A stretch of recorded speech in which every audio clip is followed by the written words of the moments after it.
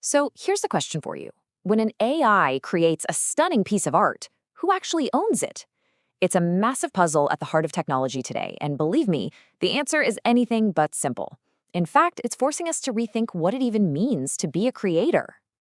Now, to try and get our heads around this, let's start with the most common comparison you'll hear. An AI is just a tool, like a camera. And on the surface, that makes a lot of sense, right? A person uses both of them to create an image. It seems pretty straightforward. But the moment you start to dig a little deeper, that comparison really starts to fall apart. And understanding why it falls apart is the absolute key to figuring out who legally owns an AI-generated work. So let's unpack that. Okay, let's dive right into this whole AI and a camera scene. Because this is where we find the fundamental difference, how we interact with them. And when you see it side by side, it's just crystal clear. A camera's button is, well, it's a button. It's a simple trigger for a mechanical action. You press it, its shutter opens and closes. It captures light. That's it. But a prompt? That's a totally different beast. It's not a trigger, it's a conversation. You're giving the AI a set of ideas, of instructions that it has to first interpret before it can even begin to create something. And that difference leads us directly to the core issue, the big question. Who is really making the artistic choices here? Just think about it for a second. With a camera, the photographer is doing pretty much everything. They have the high-level vision, sure, but they also handle all the low-level stuff, the framing, the focus, choosing that perfect split second. But with an AI, that creative control gets split right down the middle. The user provides the big idea, the creative direction, but it's the AI that handles all the incredibly complex, low-level execution. And this brings us to this really crucial concept called shared control. The best way to think about it is like a collaboration. The human user is the creative director. They're the one with the big picture vision. But the AI is the artist, making millions of tiny autonomous decisions about color, light, and form to actually bring that vision to life. So this is where it gets really interesting, because this idea of shared control is causing a massive headache for the legal system. And that's because copyright law is built on one very old, very simple principle.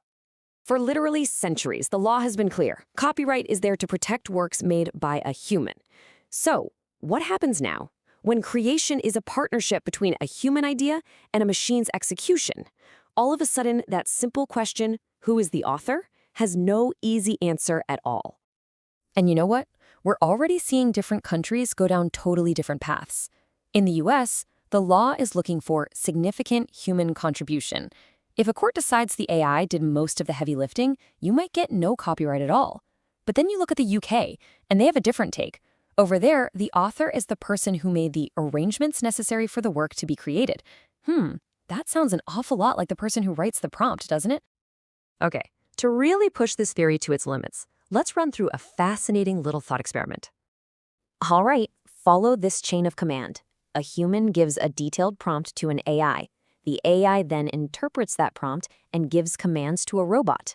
That robot physically operates a camera, which then snaps a picture of a chimpanzee. It's a tool controlling another tool. So, who owns the photo? Is it the human who started the whole thing?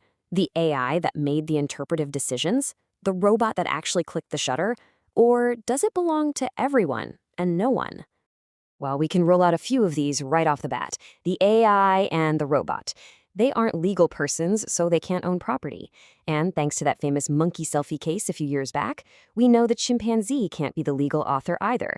So it all comes back to that human user, the one who wrote the prompt. You see?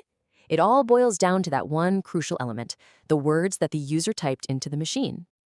But, and this is a big but, it is not a simple yes or no.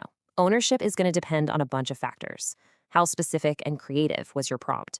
A vague prompt like, take a photo, gives you a much weaker claim than a super detailed creative brief. How much did the AI decide on its own?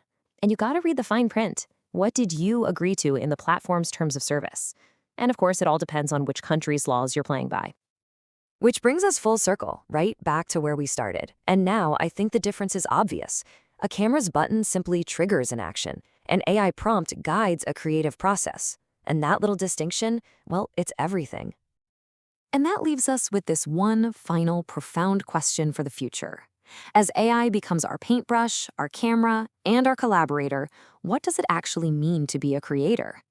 In an age where control is shared between a human and a machine, who really gets to be called the author? That is the puzzle we are all going to be solving for years to come.